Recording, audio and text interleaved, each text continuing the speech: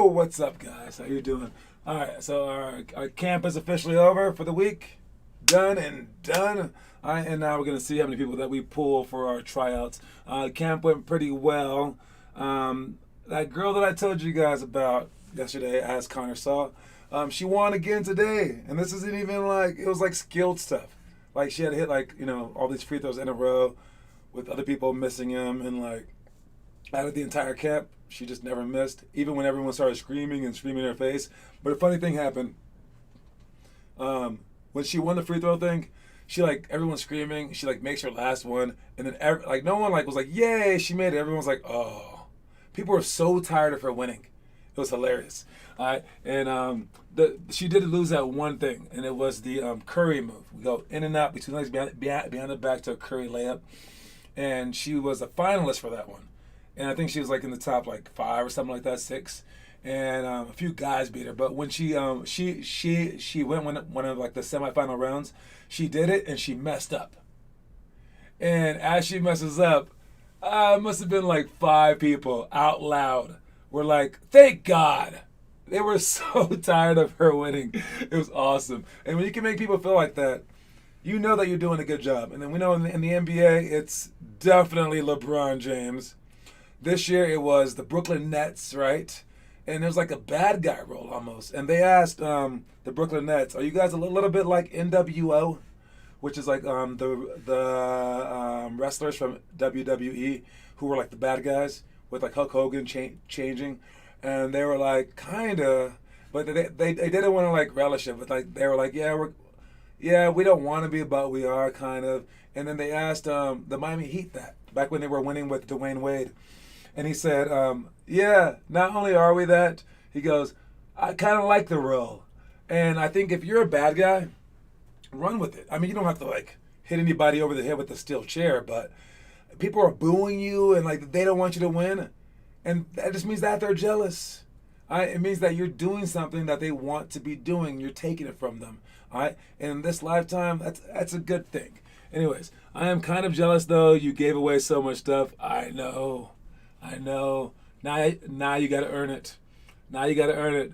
How are they getting mad that a 4th grade girl is winning? I think she's about to be a 5th grade girl though. But yeah, we legit had like 8th grade boys there, and like yeah, if you're losing her, I mean it's not her fault. But yeah, what did he give away? I gave away one thing each from our store. So our store has I guess we can even go through it. Our store page is right here. And in our store, I gave away one textbook, one monthly book of each grade. And this is so people can like know our things. 10 monthly textbooks, wrist roller. Yep, there goes our list. How did you remember all that? Did you get it from the list that I gave you, or did you just remember that? But yes, it was a giveaway. And I got this idea from a movie, actually. I gave away the Muscle Pack, Ultra Pack, Study Pack, Speed Pack, but they had to earn it. There's only one kid. And what I'm doing is, again, I stole it from a movie, all right? And this movie is called The Island, all right? It's a cool movie where they, movie.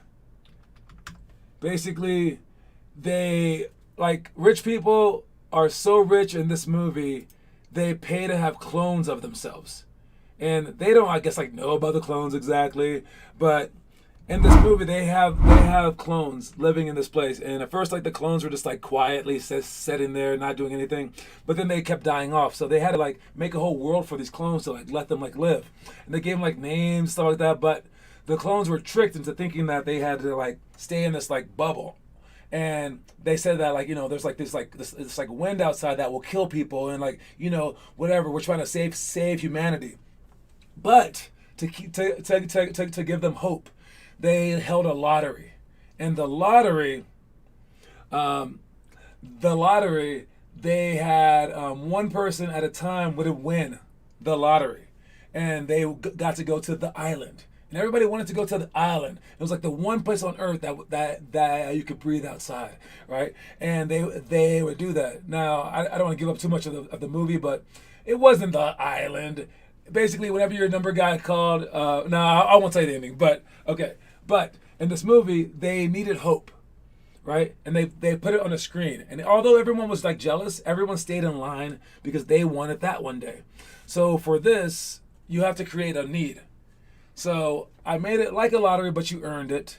And I showed everybody what the stuff was, and I made them want it. And then I said, but it's not yours. So can you get the stuff as a counselor? No, you can't get the stuff as a counselor. It's impossible. All right. No, you had to win it as a kid. Anyways, but yeah, so hopefully everyone's jealous and everybody wants the stuff. Everyone knows the stuff. And we'll see if it works, like this movie, The Island. Anyways, let's start off. We got the quote of the day. The quote of the day is to seize the day. All right, quote of the day is to seize the day, or as they say in Latin, seize the day. Wait, no, check that. Carpe diem. All right, carpe diem is a very, very popular saying. Actually, it might be more popular than the English translation, seize the day. If you said seize the day, have you ever heard of it? Some people might be like, yeah, no. If you say carpe diem, almost everyone's heard that before. All right, so seize the day, meaning like to take advantage of the day. What up, Blake Bastani? All right, and is that Scarlett Johansson? That is Scarlett Johansson. She's a hottie. She's a hottie. All right. So seize the day means like take advantage of today and every single day. All right. You don't want any day to pass you by. You want to seize the day, seize your opportunity. All right. And speaking of today, we got the elementary school workout stuff. All right. We got clockwork passing drill, which is just basically us up top, ripping the ball through and passing the ball, and it's a timing drill where you step in, stutter step, and then step back out, and then rip the ball through and pass the ball to the low post.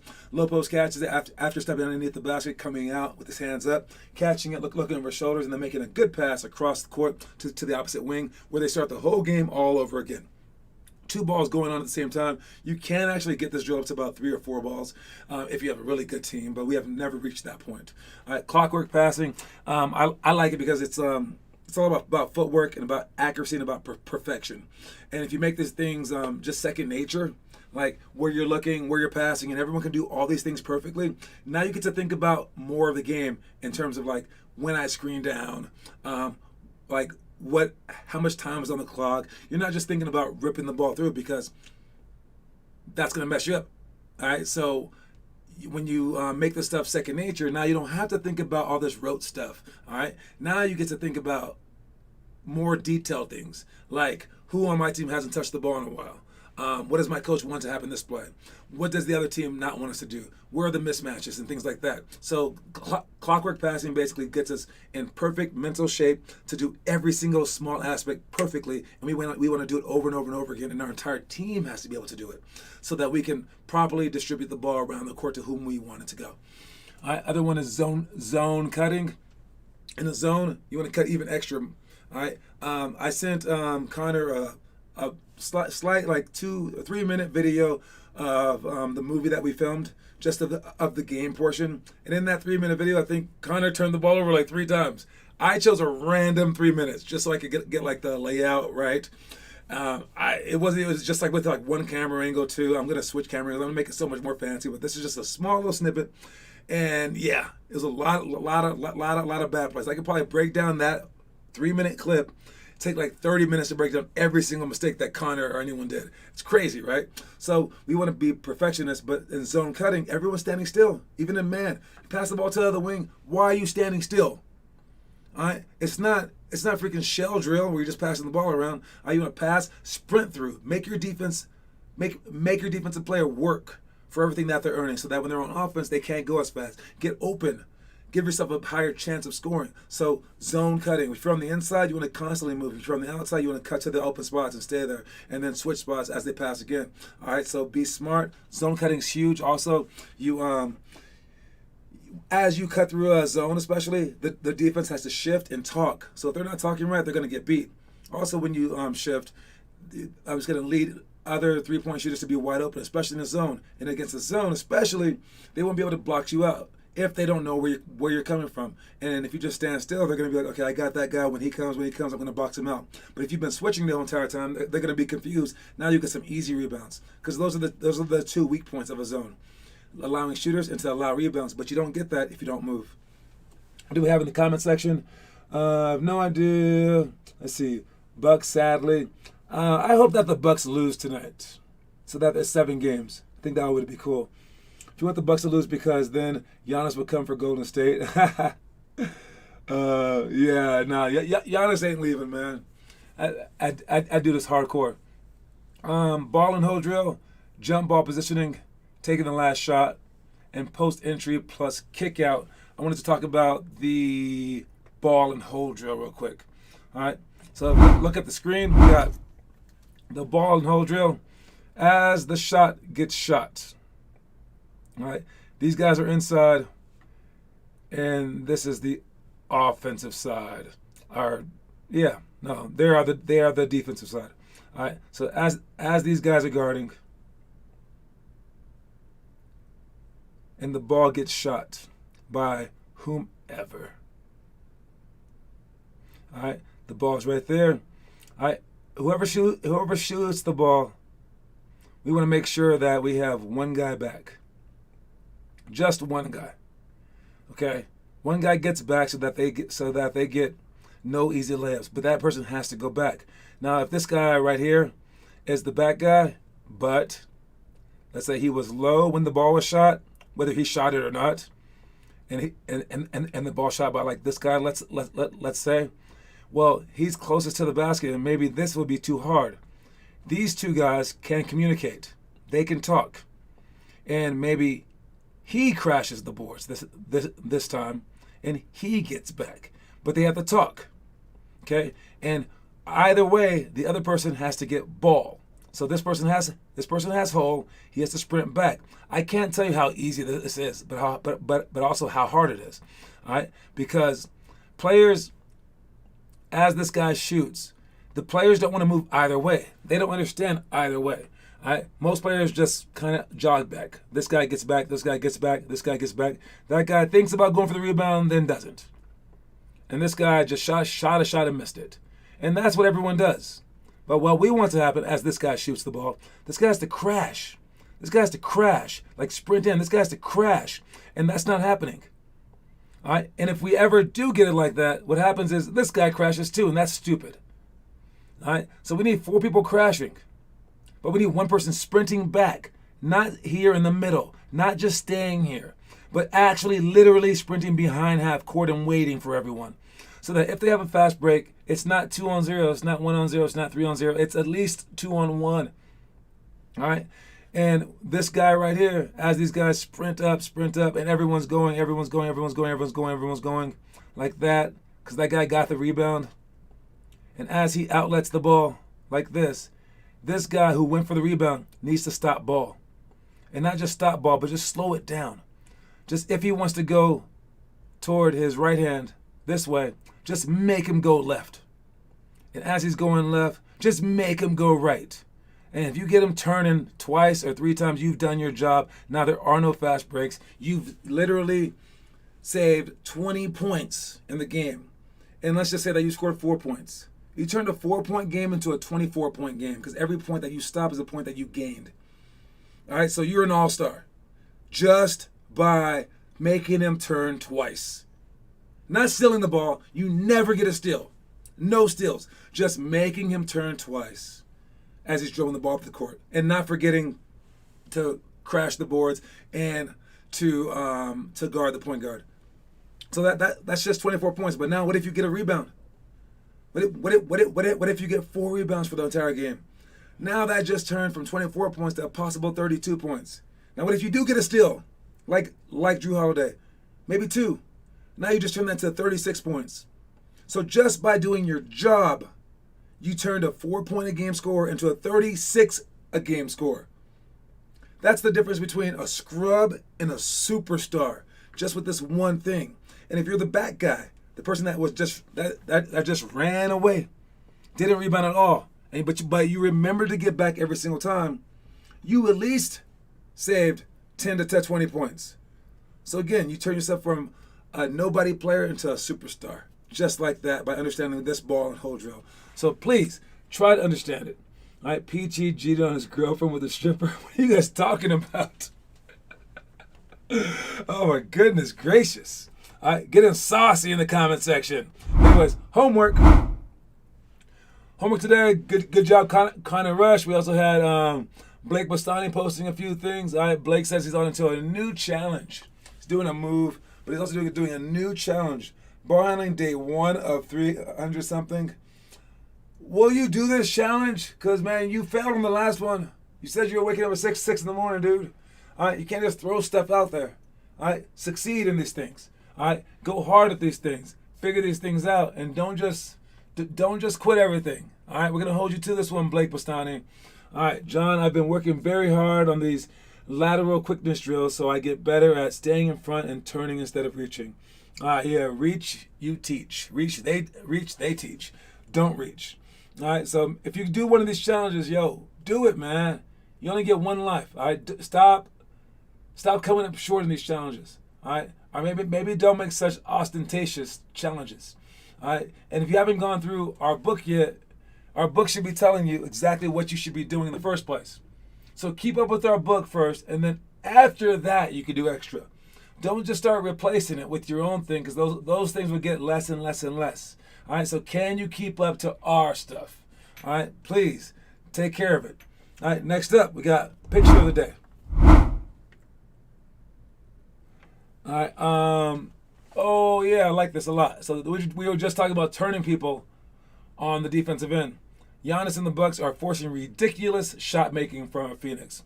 And now, Devin especially is making shots, but they're making ridiculous shots. All right, not really Jay Crowder. He's making wide open threes. All right, but he's hitting them. All right, but those crazy ones, you got to live with those. Now, I know Paul George is very famous for saying this, but he's like, it was a bad shot for Dame Lillard shooting that little sidestep half-court three-pointer. It was a bad shot. And as a defender, that is all that you can do.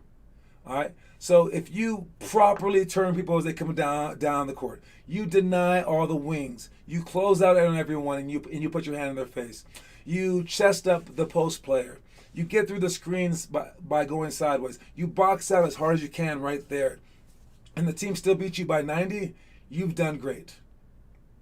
If every shot that they shot was over your hand and they made it every single time that you box them out perfectly, sideways, right there, with this part of your arm, you hit them as hard as you can, and all 5 people freaking blasted them as hard as they could, but they were 7 feet tall and they went like this. Every single time that you were in perfect help side, you rotated, the guy jumped over your head and dunked on you, but you were outside the key. He was just Vince Carter about it. You did perfect. Because if you do that against every single team in the world, you're going to win the majority. If you do it against teams your age, you're probably going to win all the games. All right? But that's if everyone does those things. All right? Or if you're on offense, you do everything perfectly there too, and you get the best shots, but you happen to miss them. You got to be good with that. All right? You got to be good with that because you're taking care of your end of things. So you just become a perfectionist at these particular things, and then that's all that you have to worry about. So basically, it's like a free throw. You dribble the ball. You put it up there perfectly. You keep your elbow in. You follow through. You extend perfectly. End up on your toes perfectly. And if someone opens the door and the wind blows it slightly off and it goes in and out, who cares? All right? If some freak of nature, Giannis, jumps out of nowhere and blocks your shot because you're 20 feet away, yo, that happens. All right? So you got to make sure that you do the things that you need to be doing. And this is what the Bucks are doing. They're like, if you want to make a tough shot, you make a tough shot. But you're not going to get an easy one. All right, so I like that a lot, and we'll see where that leads them. And that leads me to early for trivia time.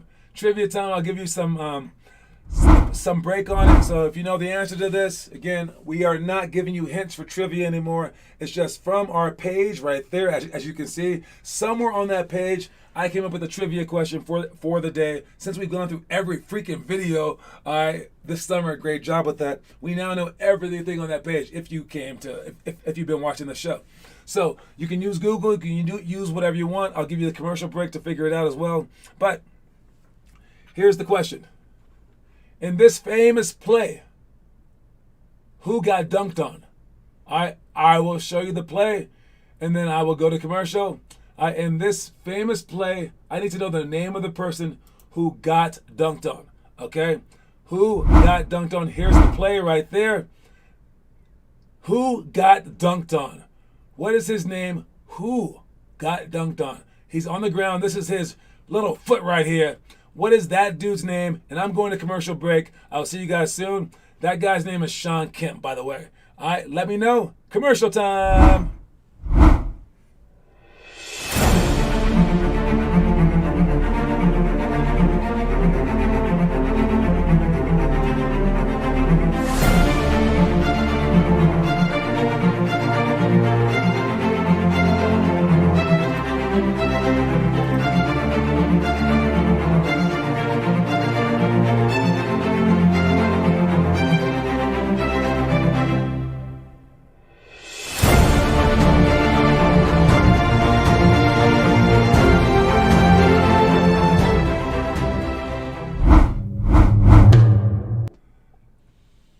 Yep, that's the answer.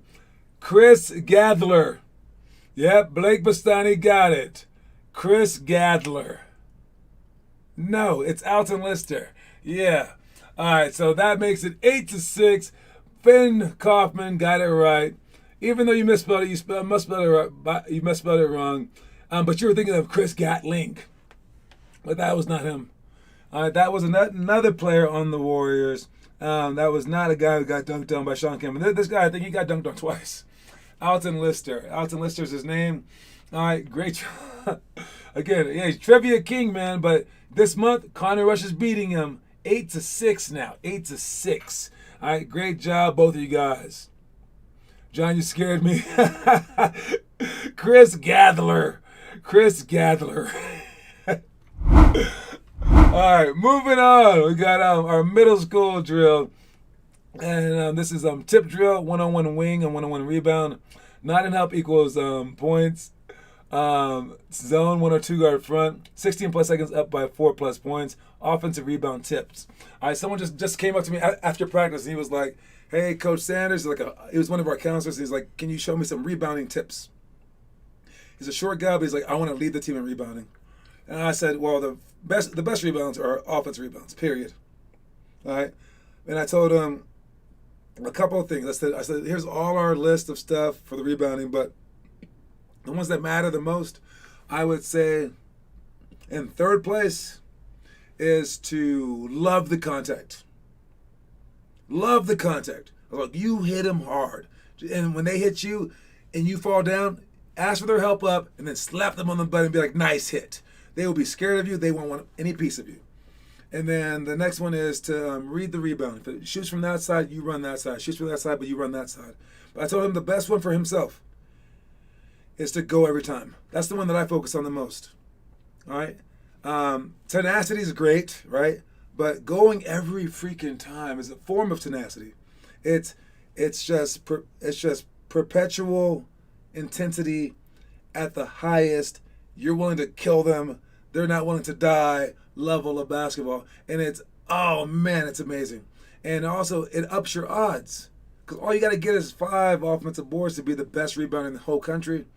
And if your team's missing 40 shots, let's say that your team sucks.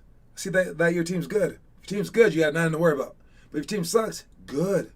They're going to miss more shots. All right? So you want the offensive rebound. For this game, we go offensive rebound tips are +1. I would say if you can't get a hand on it, do anything. Just get a tip.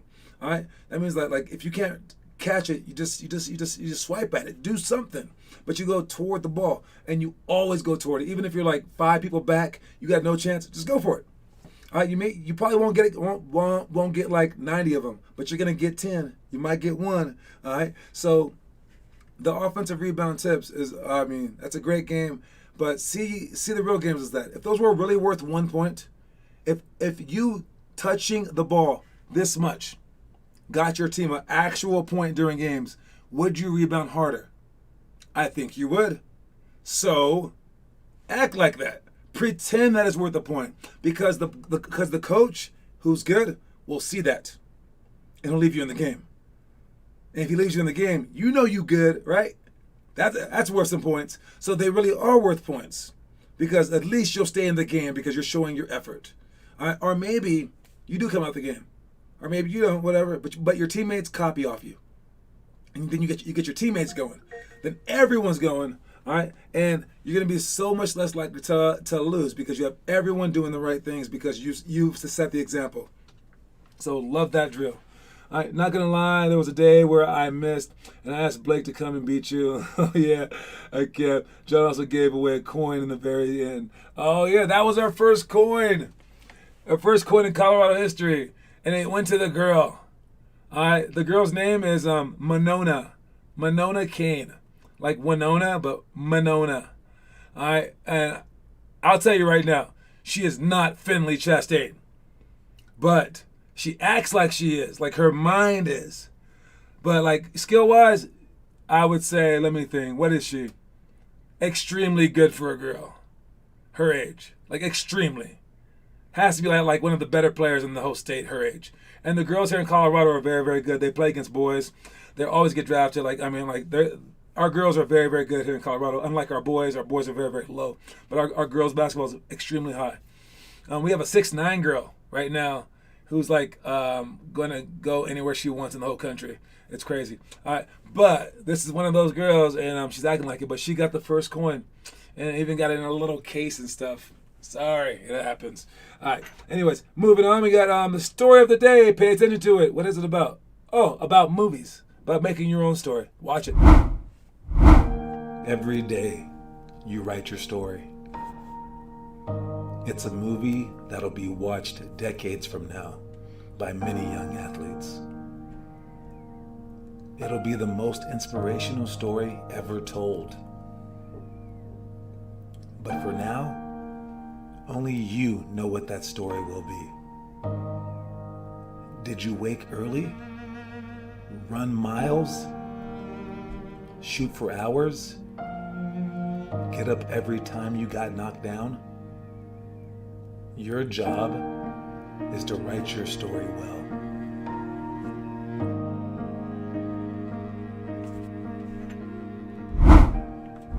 Alright, so your job is to write your story well, but remember, you're the one writing it, dude. Alright, you have no reason to make a bad story. We talked about that before, but you have no reason to make a bad story. Alright, last one is our high school drills. We got horseshoe, 180 poly for shots, pick and roll defense, point guard advance ball ahead, under 15 seconds up by 4 in deflections. All right, just like our defense before, we have to realize that we are on a string.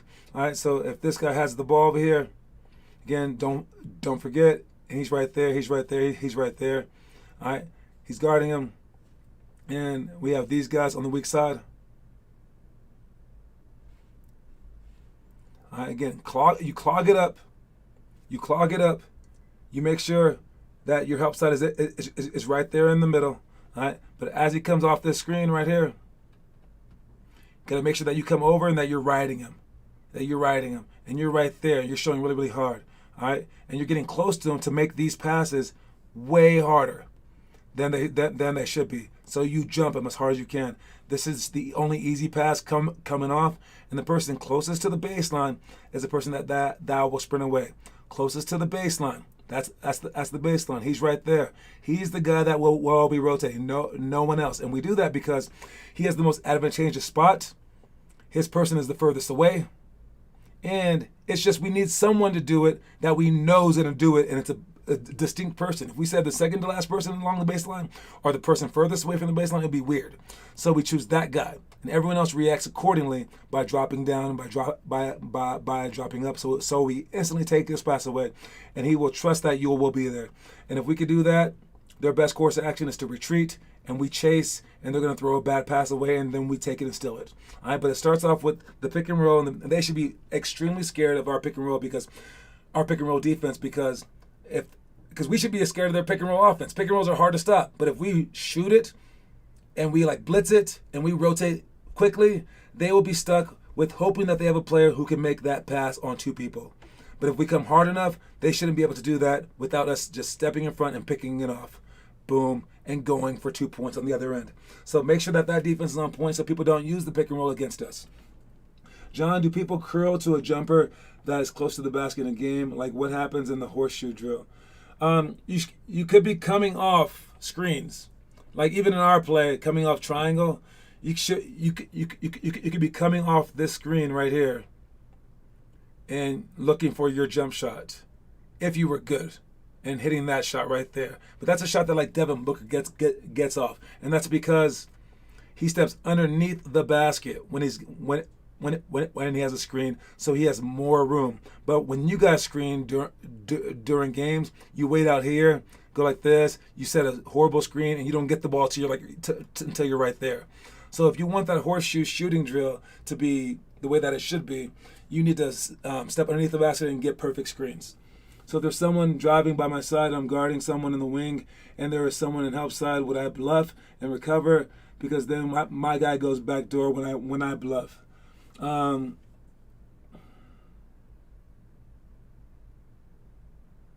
Yeah, you want to bluff and recover.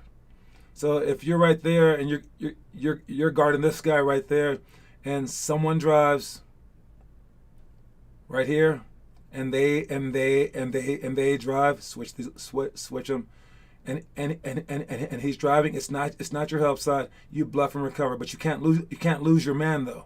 All right, so you got to just turn just really quickly and stay right there. You can't lose your man. All right, so you want to stay underneath your man. If you're too high up, now you can go back door.